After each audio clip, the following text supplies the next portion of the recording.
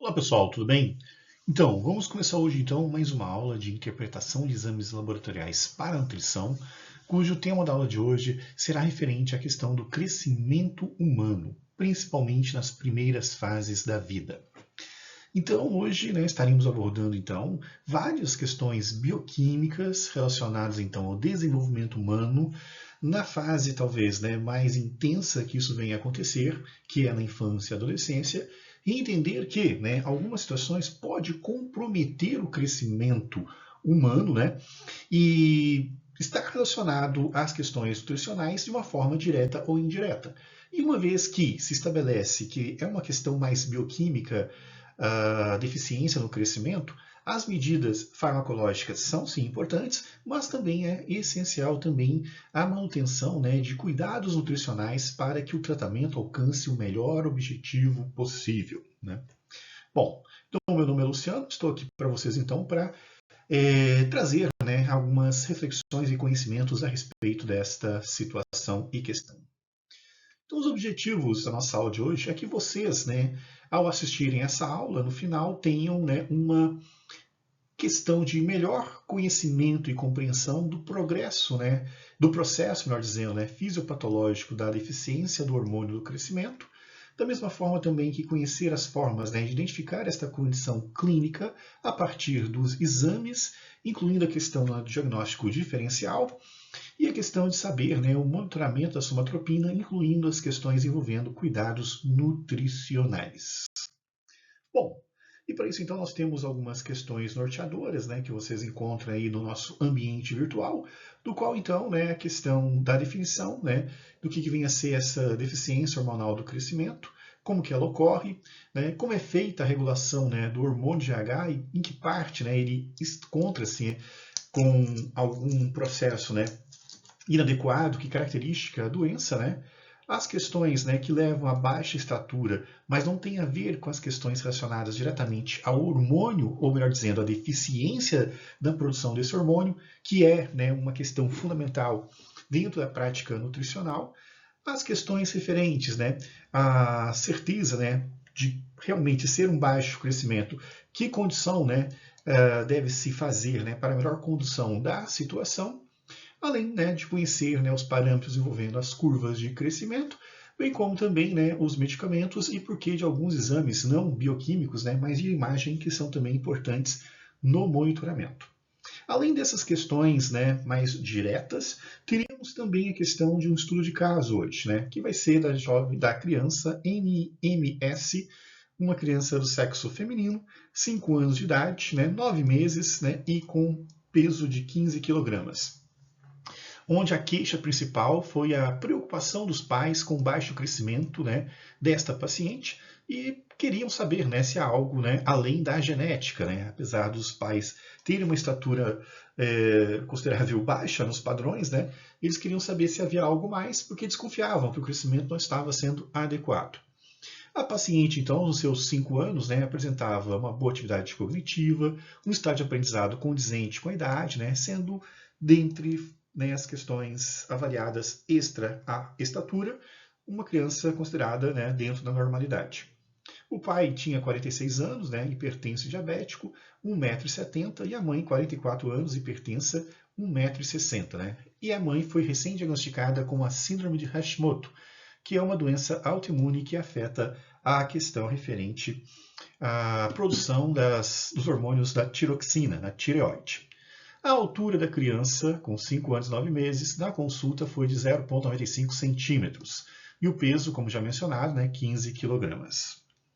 Bom, daí então uma série de exames foram solicitadas, como a questão do raio-x de punhos e mãos, a questão da transglumatase, para avaliar a atividade referente a processos digestórios, principalmente na questão muito comum na celíaca, que acaba acontecendo, hormônio tireoide estimulante, para ver a função da tireoide, o T4 livre, para ver se há ainda alguma questão referente à tireoide no seu funcionamento, o hemograma, para saber se havia algum caso de anemia, alguma coisa nesse sentido, a questão de exame de glicose em jejum, para verificar se a criança talvez fosse diabética, o exame de somatometina C, no qual, né, é usado para verificar a questão do IGF-1, né, um importante hormônio, né, responsável pelo crescimento celular.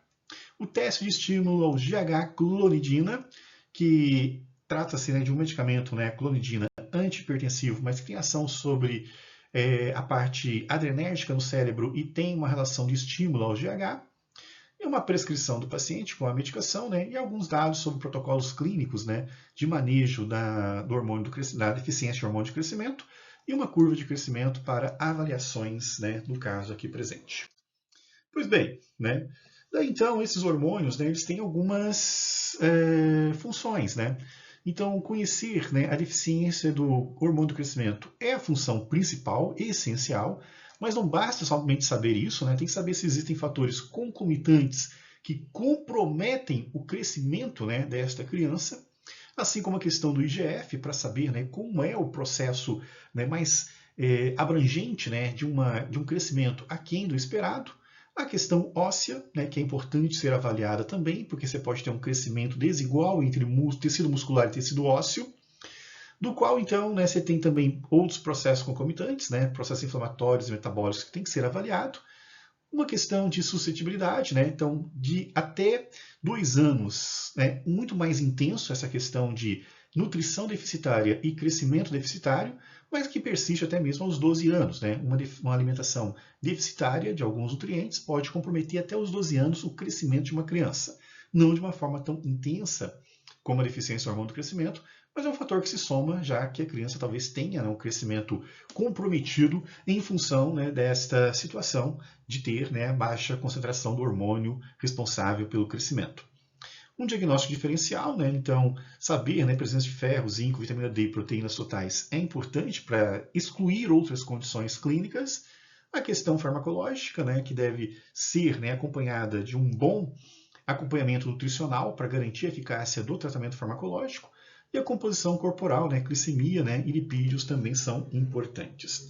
Então nós temos aqui, né, alguns tópicos, né, que devem ser pensados, inclusive na questão da intervenção nutricional, porque a gente vê aqui muitos nutrientes, né, algumas situações, né, passíveis, né, de prevenção em termos assim, né, de inflamação corporal, com retirada de alimentos, né, que sejam inflamatórios, a questão de um controle glicêmico, né, se esse for o caso e a situação, a presença do zinco, vitamina D, proteínas, né, enfim, o universo nutricional está presente nessa realidade também. E várias né, questões estão abordadas na literatura científica. Né? Trago para vocês 2 artigos, né, recentes, né, que trabalham principalmente a questão do IGF, né, e as crianças, né, com pequena estatura, baixa estatura, né, até mesmo a questão envolvendo a diabetes tipo 1, né, que deve ser considerada porque também há um comprometimento do crescimento em algumas situações. Então, no primeiro artigo, né, você tem então, né, a avaliação da segurança e eficácia de terapia do hormônio do crescimento, né, score Z, né, do IGF-1 em crianças, né, de baixa estatura. Então, é importante conhecer não só a questão da falta do hormônio, mas também outros parâmetros bioquímicos, né, principalmente nos primeiros anos de vida de uma criança, porque há uma variação de suscetibilidade do IGF conforme os anos que se passam e uma dependência maior de questões nutricionais, como a gente vai ver mais adiante. E também, né, a questão, né, envolvendo, né, a parte, né, do crescimento de crianças e adolescentes com diabetes, né, que também é uma outra situação que precisa ser pensada. Então você tem assim, um conjunto de situações, né, que envolve ainda não só a questão alimentar, mas a questão da absorção de nutrientes, né, digo alimentar na questão de carência alimentar, mas também de uma alimentação talvez adequada, mas processos, né, como doença celíaca, por exemplo, que pode levar a um retardo, né, uma dificuldade de absorção de certos nutrientes que vai comprometer, né, um resultado final e impactar na questão da estatura também. Não tão gravemente como a questão da falta do hormônio na sua totalidade, digo hormônio do crescimento, mas, né, um fator contribuinte que pode afetar principalmente as crianças que estão nessa situação, né, deficitária do hormônio do crescimento.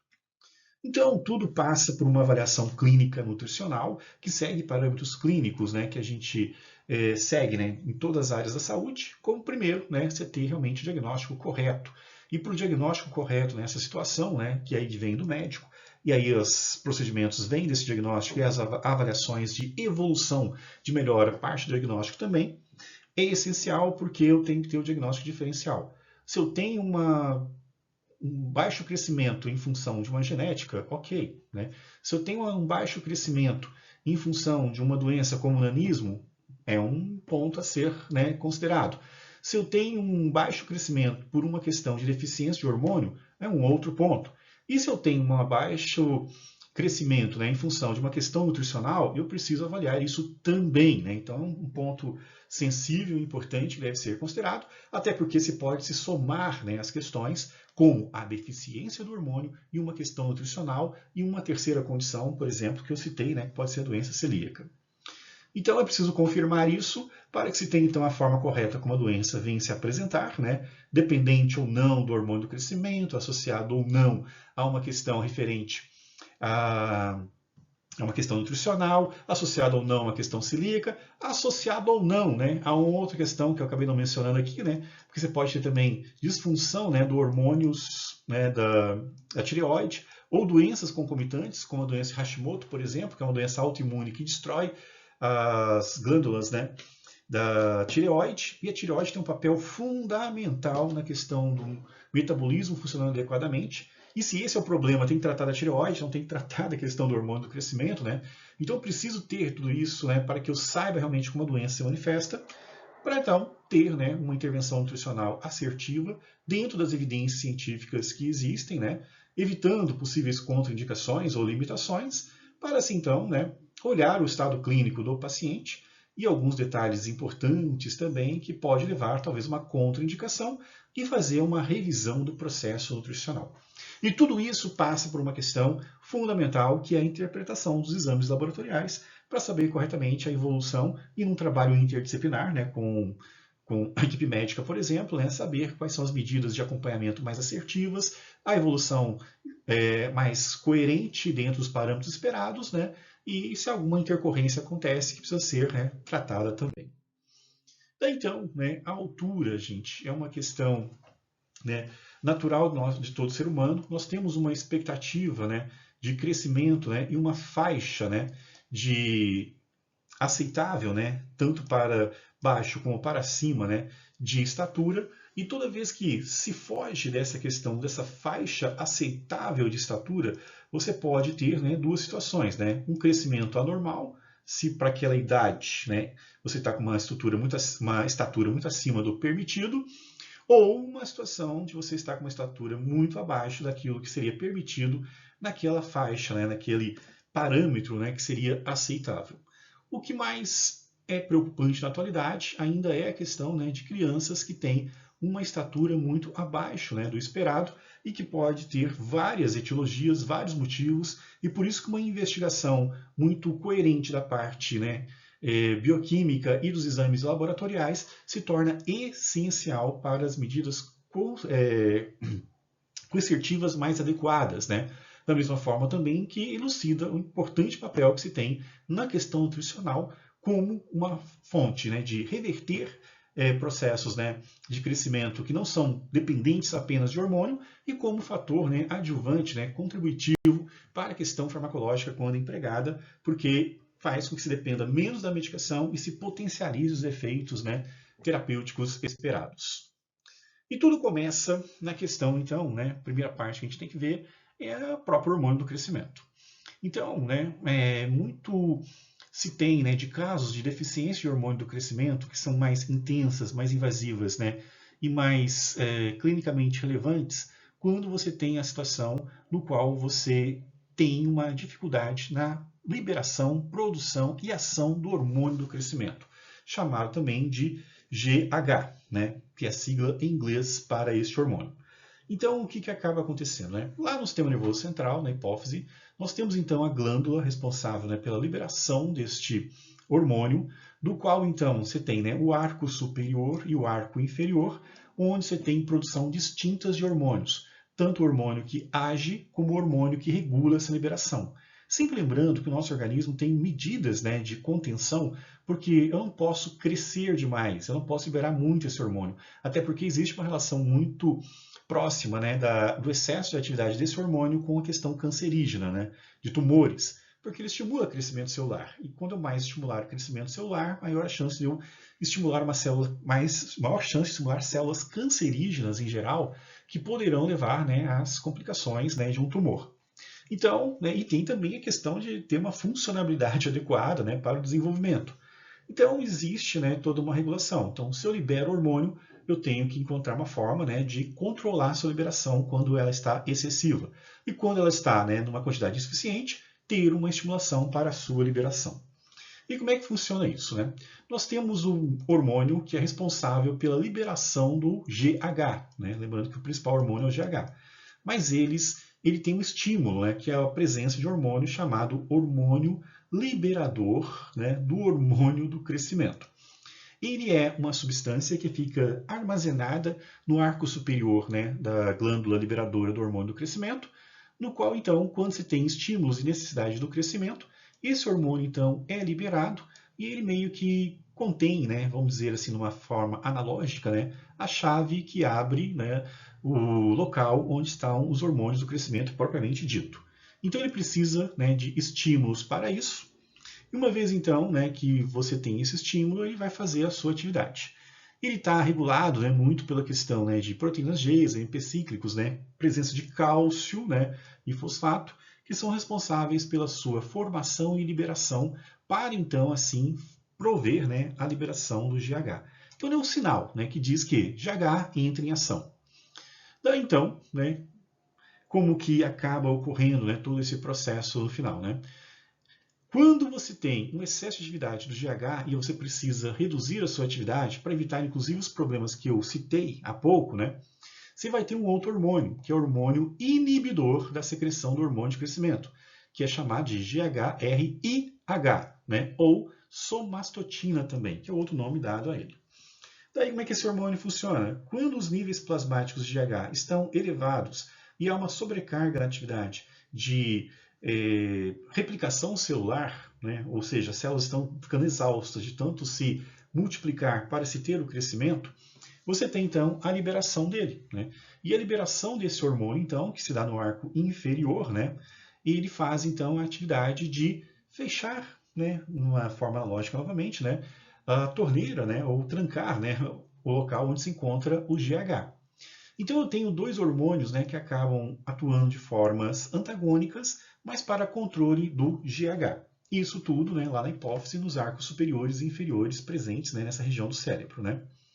Então ele promove uma diminuição. Até aí tudo bem, né? Mas o que acontece? Você pode ter algumas situações, né, que vão levar a uma deficiência no crescimento quando você tem problemas hormonais na fase da infância, principalmente. Você pode ter a primeira situação onde, né, você não consegue liberar ou produzir o GH, então o hormônio liberador ele simplesmente não consegue exercer função porque ele vai, entre aspas, abrir a torneira para liberar, né, o hormônio GH, só que o hormônio GH não está sendo produzido, e isso vai impactar no crescimento daquela criança, ou se não, pode ter uma produção, né, ok do GH, mas a somastotina, né, que é o inibidor, ele age de uma forma desproporcional, não permitindo a liberação. Por mais que se tenha o estímulo, logo em seguida o hormônio inibidor entra em ação e a concentração de GH cai. Independente das duas situações, o que deve ser feito é uma reposição exógena desse hormônio do crescimento, né? E é importante, né, ter em mente o seguinte: eu preciso saber se esse hormônio está sendo produzido ou não, ou se ele está presente na corrente sanguínea ou não. E isso é dado por um exame, chamado exame, né, de estimulação do GH, onde eu consigo fazer, né, um processo estimulatório artificial usando um medicamento chamado clonidina, do qual, em pessoas normais, quando a clonidina entra em contato com a hipófise, ela reduz a atividade, né, do hormônio do crescimento, que inibe o hormônio do crescimento, favorecendo a liberação, mesmo em pessoas normais, né, desse hormônio. Então, quando se usa a clonidina, a expectativa é que o GH suba, né? Isso acontece em pessoas normais, por exemplo. Só que, se a pessoa tem um problema na questão envolvendo a produção de GH, vai acontecer o quê? Mesmo usando a clonidina, não tem liberação de GH, porque você não tem a produção dele, né? Então, é uma forma de fazer o diagnóstico da forma mais agressiva, que é a forma onde você tem a não produção do GH, e mesmo com, né, uma atividade inibitória do hormônio do crescimento, você ainda não consegue a liberação porque, né, a torneira está seca, né, o lugar que deveria estar guardado GH não tem nada. Então esse é um tipo de exame, né, que é uma forma de verificar. Ok, isso aconteceu, né, pode ter, né, a convicção que o crescimento será muito impactado dessa criança. E a criança então estará na chamada DGH, né, que é a sigla, né, para a questão da deficiência do hormônio do crescimento em inglês. Então, esta doença, então, né, é caracterizada pela combinação de anormalidades antropométricas, ou seja, a criança não cresce o esperado, questões clínicas, né, onde você tem um descompasso do crescimento entre a questão óssea e questão muscular, podendo trazer complicações, né, na questão do compartilhamento interno de órgãos, né, principalmente no tórax. Questões bioquímicas, onde você vai ter a presença, né, de alguns hormônios em menor quantidade, outros talvez em maior quantidade, em função compensatória que não resolve nada, né, que são causados diretamente pela secreção deficiente do hormônio do crescimento e indiretamente pela redução da secreção do hormônio de fatores de crescimento, né, que são os hormônios, né, que agem concomitantemente com o GH. Lembrando, é importante ressaltar isso, que o hormônio do crescimento não é o único responsável pelo crescimento.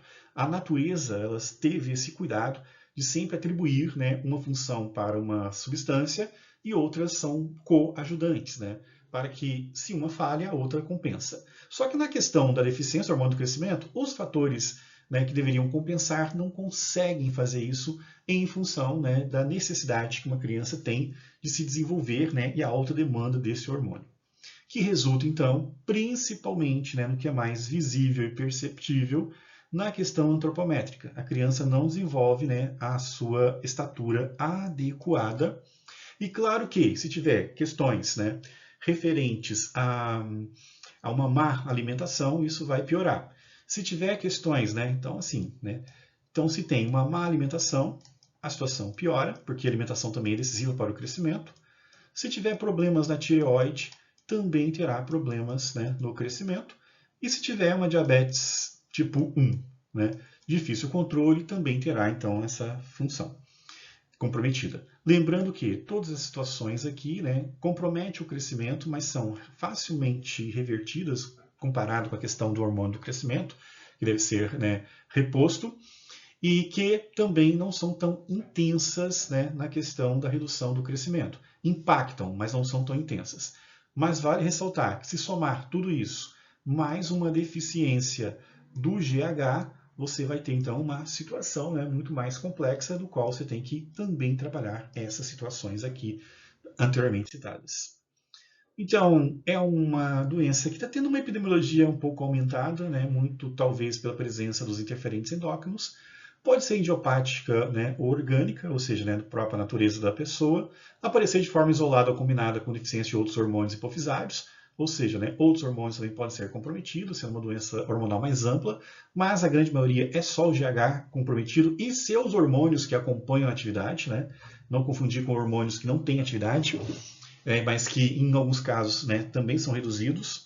Mas, repetindo, né, a grande maioria dos casos você tem queda somente do GH e dos hormônios, né, que fazem, né, a composição deles para fazer a questão do crescimento. Está associado a disfunções primárias de células hipofisárias e pode ser secundária a alguma disfunção da produção do hormônio liberador do GH, né, que aí também é uma outra forma mais branda e menos comum também.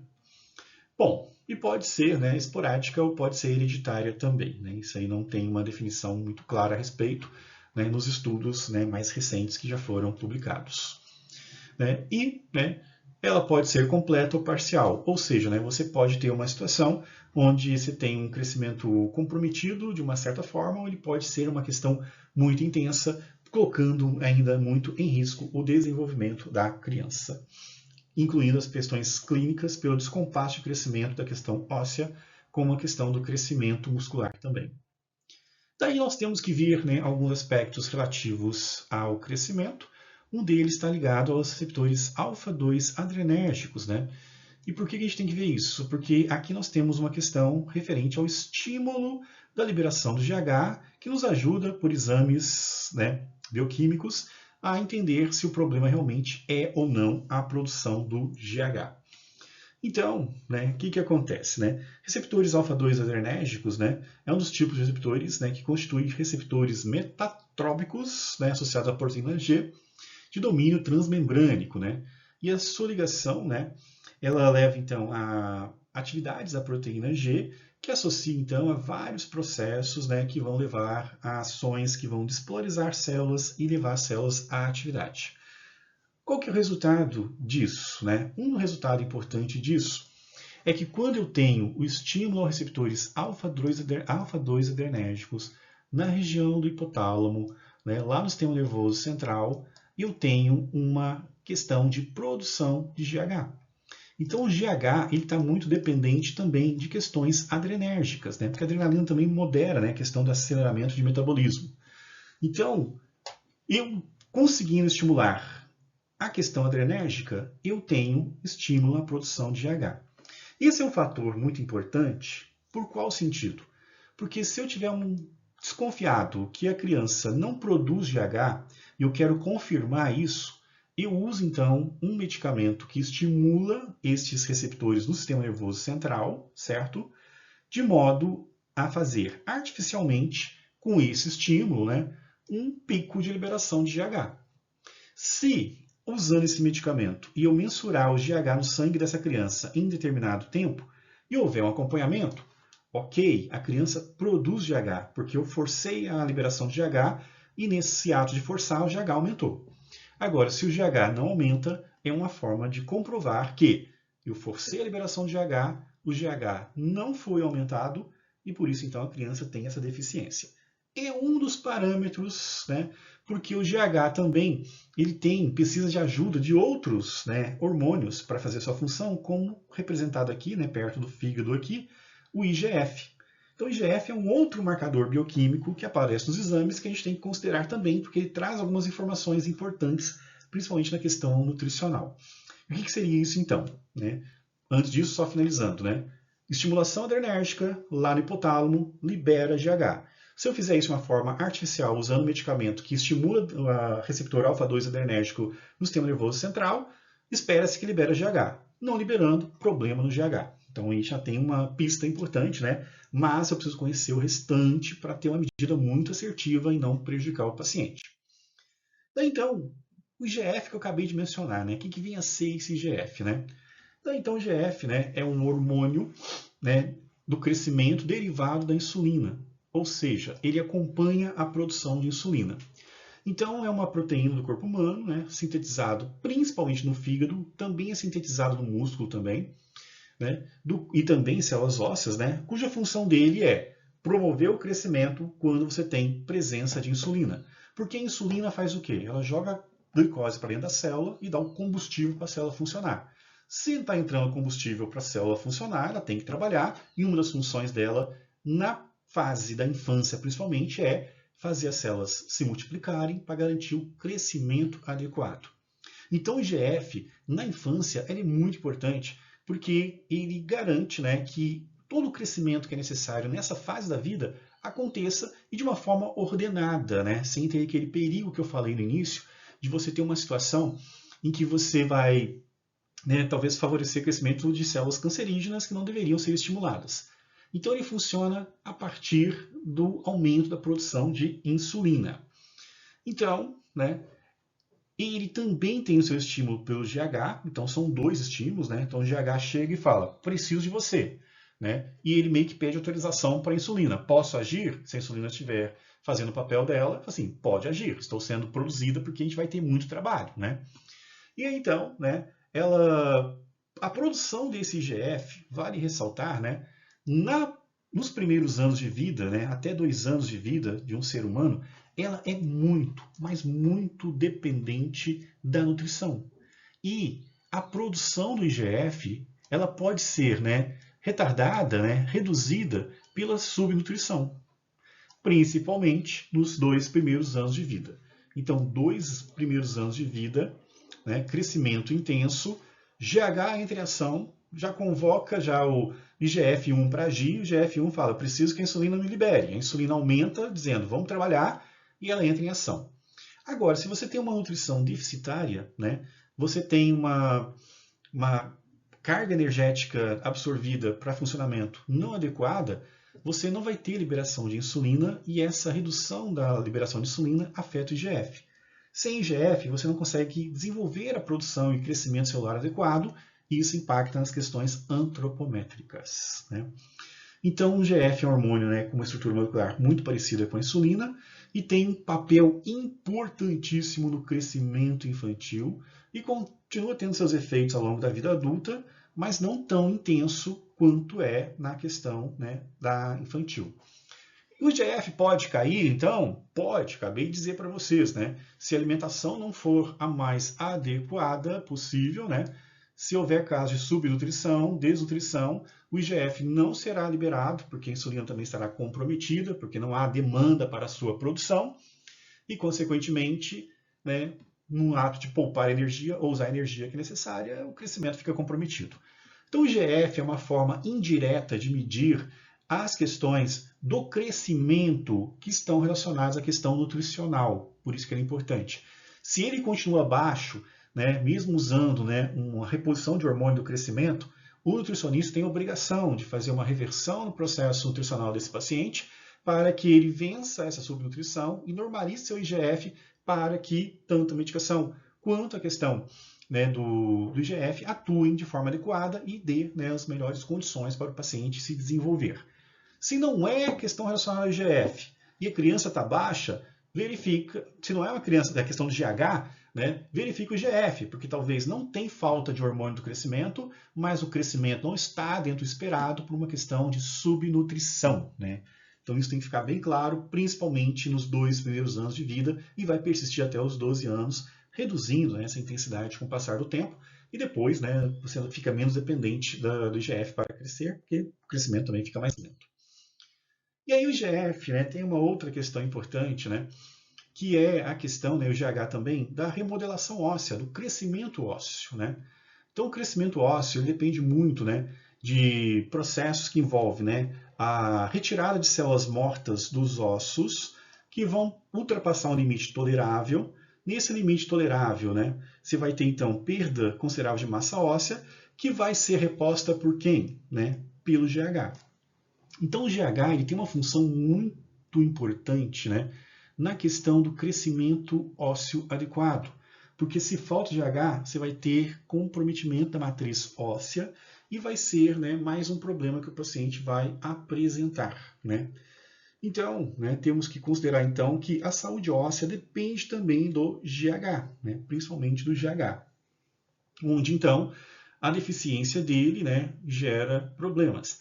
Mas você tem que considerar uma outra questão importante, que estou falando aqui especificamente de ossos, né? E o músculo ele tem outros processos de crescimento. Então, uma criança que tem deficiência de GH, o que pode acontecer? O músculo cresce com certos estímulos e o osso deixa de crescer pela falta do seu estímulo principal. Esse descompasso faz com que, né, órgãos se desenvolvam e a caixa torácica, por exemplo, fique comprometida. Articulações fiquem comprometidas, porque o músculo cresce mais do que o osso e você vai distanciando as articulações. Então esse é um ponto importante também, né? E a saúde óssea tem que ser considerada também, né, para as crianças que têm desde uma desnutrição que afeta o crescimento e principalmente nas crianças que estão em reposição do GH, que deve ser muito bem controlada e usando outros fatores para garantir o crescimento ósseo para reduzir um descompasso que venha a acontecer. Daí então, né, o que nós temos ainda, né? Temos então, né, essa questão então da tireoide. Então a tireoide ela também está muito relacionada à questão do crescimento, né? E quando eu tenho problemas, né, relacionados à tireoide, eu posso ter então um desaceleramento do meu metabolismo que vai afetar o crescimento mesmo na presença de GH. Ou seja, GH fala, vamos crescer, mas se não tem hormônio tiroxina, né, lá da tireoide, as células ficam preguiçosas e não crescem. Um linguajar bem simples a ser dito, né? Diante dessa situação, então, né, o que nós temos que considerar? Que pode acontecer situações em que o GH está normal, mas a tireoide não está funcionando bem. E o problema do crescimento está mais relacionado, então, à tireoide do que ao GH. E isso é de extrema importância para ser considerado, porque né, você tem que tratar de forma diferente. Né? Se o problema é tireoide, trata a tireoide. Não vai mexer com o GH se não tiver problemas. Se for as duas situações juntas, né, que acontece algumas vezes, isso tem que ser levado em consideração também. Só recordando o caso clínico, né? Volte aí no caso clínico aí e dê uma olhada nos exames, né? Inclusive no histórico clínico da mãe. A mãe tem síndrome de Hashimoto. O que é essa síndrome? É uma doença autoimune que destrói células da tireoide. A pessoa entra no hipotireoidismo em função, né, de uma reação autoimune. Pode ser que a paciente tenha esse problema, tá, gente? Pode ser, né? Porque herdou da mãe e talvez a baixa estatura dela esteja muito mais relacionada a uma questão, né, de problemas hormonais na tireoide do que do GH, o que também não exclui, né, todo um processo alimentar adequado. Bom, e daí então, né, temos que ver a questão antropométrica também, né, que complementa essas questões vistas inicialmente aí bioquímicas, né? Então a curva de crescimento ela segue um padrão esperado.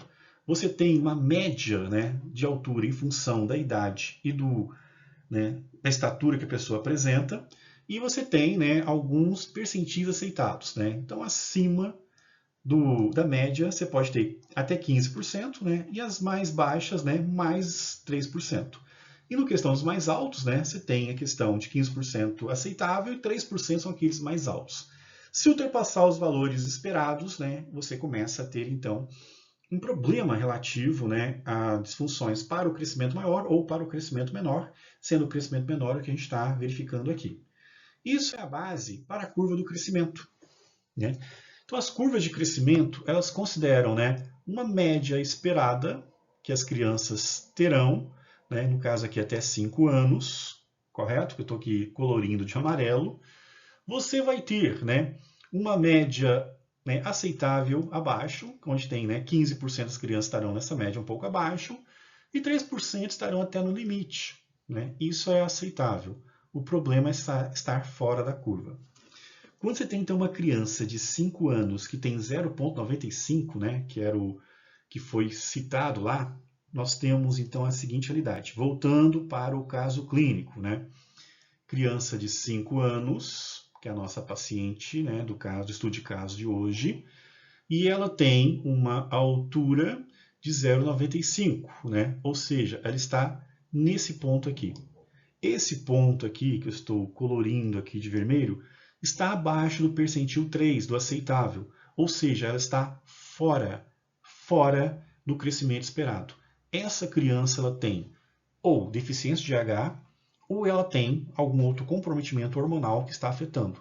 Independente disso, tem que ser avaliada a sua questão nutricional também, fato, né? Ou pode ter também, né, herdado da mãe, um problema da tireoide, ou alguma terceira situação. Então é preciso conhecer muito bem. E o que é importante é o seguinte, tá, gente? Lembra quando eu falei do IGF, né?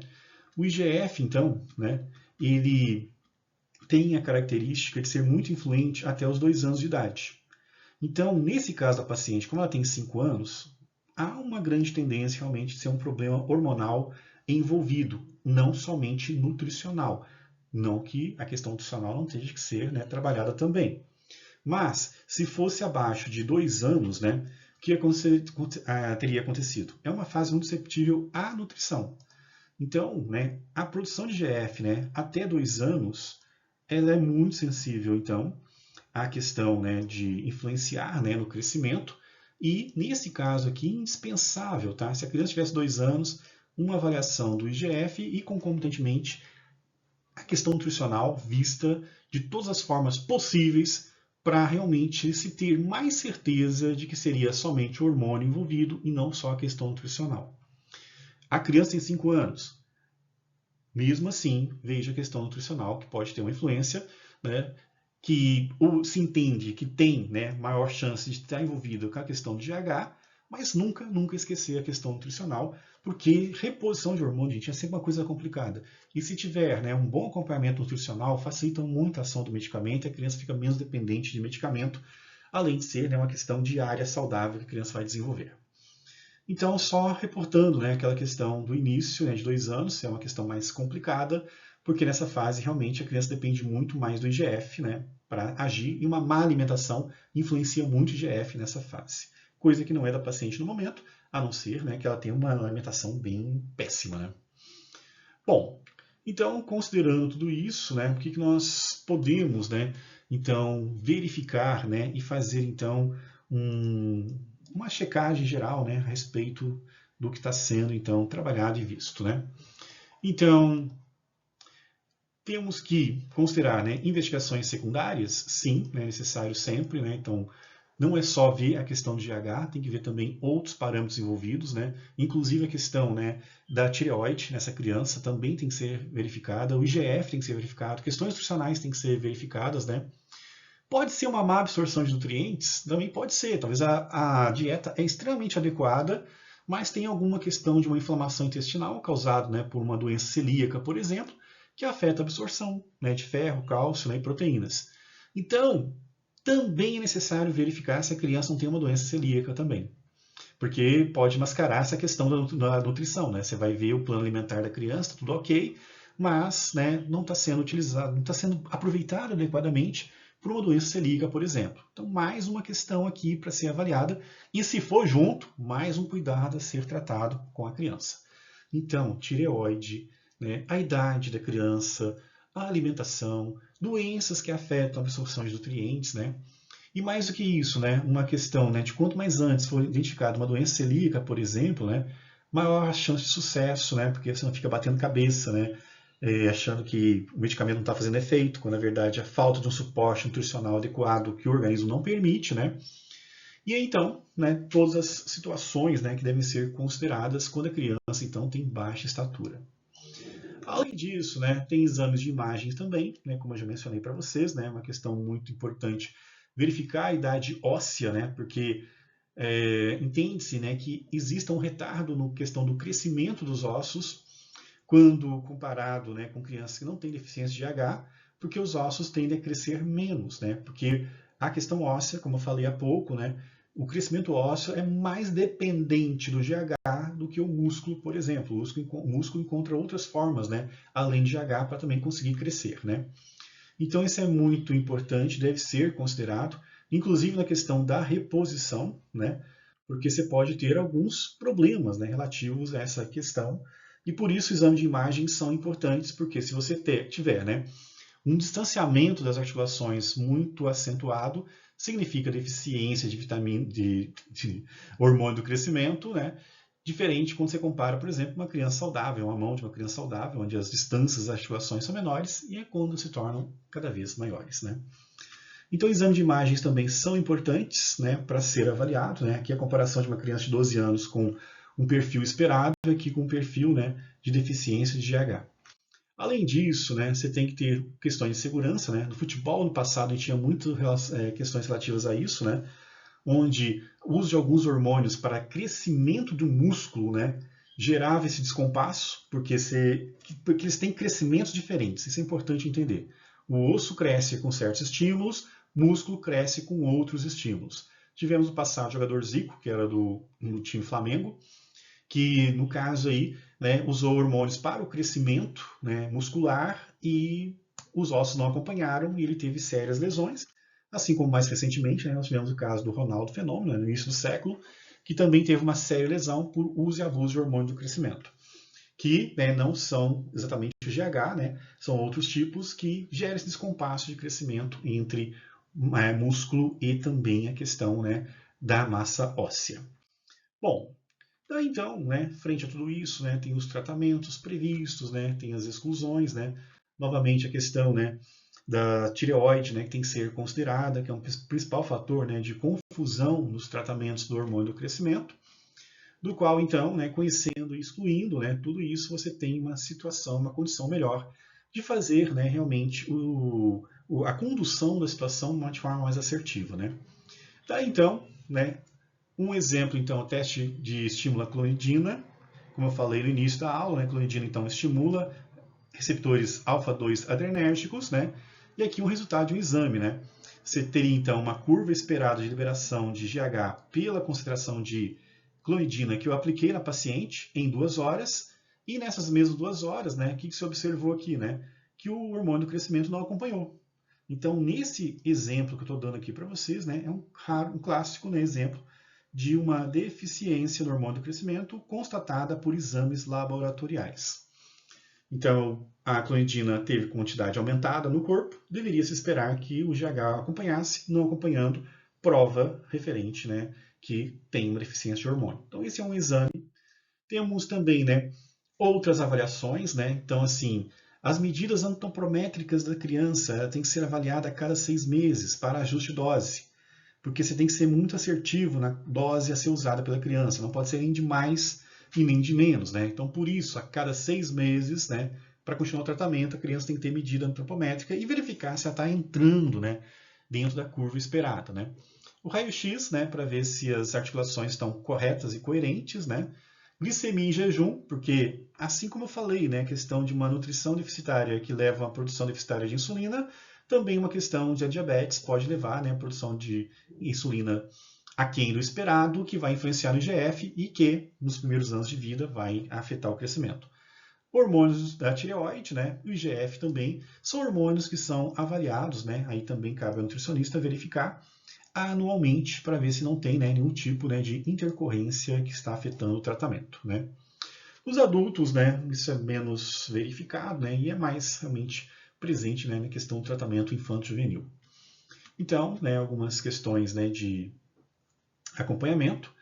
Muito cuidado, né, com a internet hoje em dia, né. Então aqui é um caso, né, que eu fiz uma denúncia no Facebook, foi aceito inclusive, né, de uma pessoa que vendia, né, o hormônio de crescimento pela internet, não sei onde que ele conseguia, roubado certamente, né. Então hoje tem que ter uma comunicação muito assertiva e afetiva com as mães e os pais das crianças que estão em tratamento, porque é um tratamento caro, né? Muitas vezes é o SUS que tem que bancar, porque é realmente difícil, né? Você ter 6, 7 mil reais para bancar um tratamento mensal, né? Mas felizmente a gente tem um SUS para nos ajudar nisso. Mas você tem, né, as pessoas que usam até para outras finalidades, para crescimento e estética, por exemplo, né? Então, gente, caminhando para o fim desta aula, então, o que nós temos que verificar, né? Então, voltando ao caso clínico. Nós vimos, então, né, pelos dados, né, incluindo as curvas de crescimento, né, os gráficos de curvas de crescimento, que a criança tendo 5 anos e 9 meses, pesando 15 quilos e medindo 0,95 centímetros, está fora do esperado, né, está abaixo do crescimento. Alguma coisa está acontecendo com essa paciente, né? Daí, então, né, temos algumas pistas aqui, né, como a questão, né, de uma mãe que tem síndrome de Hashimoto, que é uma doença autoimune que afeta a questão da tireoide. Será que essa criança já não teve, já desde cedo, esse problema que está afetando o seu crescimento? É uma forma de tratar, assim como a desconfiança clássica e principal, que seria a deficiência do hormônio do crescimento. Mas mesmo assim, se ela for diabética, você tem comprometimento de IGF, que também pode ser um fator que soma-se, né, à questão da deficiência de H, ou um fator isolado que também possa ser levado ao crescimento deficitário, ou uma nutrição inadequada, ou uma nutrição adequada, mas uma doença celíaca junto que pode estar comprometendo.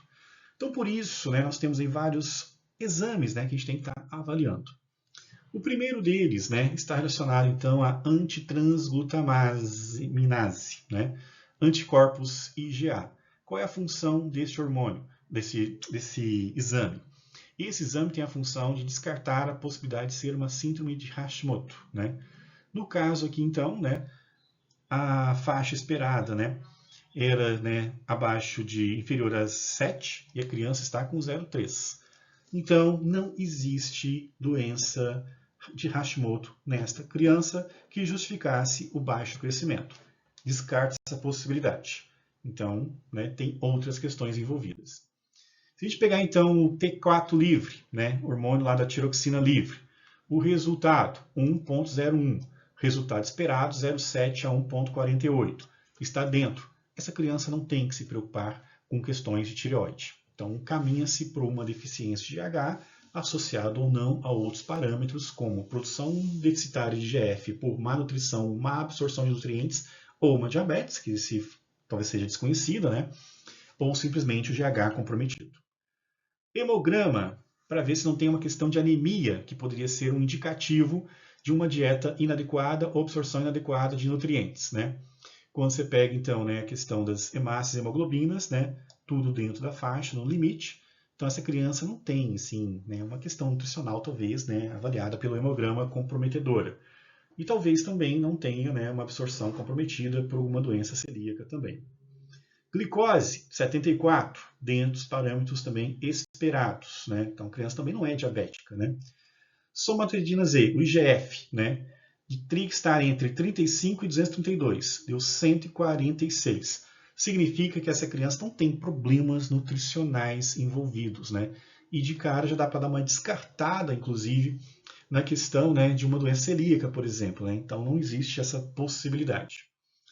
E o resultado, né, da questão do teste de estímulo ao GH, né, nos tempos de coleta 30, 60 e 90, não houve valor acima de 10, ou seja, né, o resultado mostrou que, né, a criança não responde, não libera o GH. Então a criança tem um problema realmente relacionado à produção do hormônio do crescimento. Bom, daí então, o que nós temos, né, comparando a primeira tabela que eu mostrei para vocês lá no início, né?